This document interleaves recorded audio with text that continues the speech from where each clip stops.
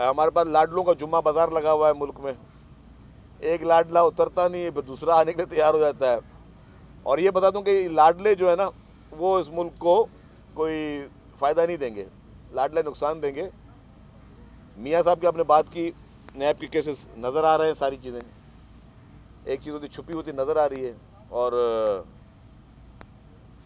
वही नैब पहले उनके खिलाफ केसेस लेकर गई कि जी उन्होंने जुर्म किया है।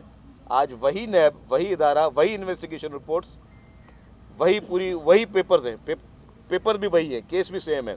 अब वो कहती नहीं कि हम इसको केस को परसू नहीं करना चाहते, हम उनको जो है उनके किसी भी चीज़ को परसू नहीं करना चाहते।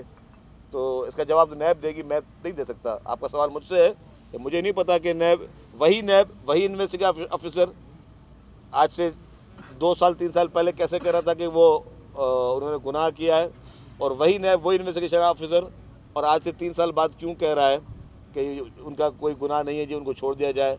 प्रोसिक्यूटर्स जाके बोले जी उनको छोड़ दिया जाए। तो ये जवाब नैब ज़्यादा बेहतर दे सकती है बनस्बत मेरे।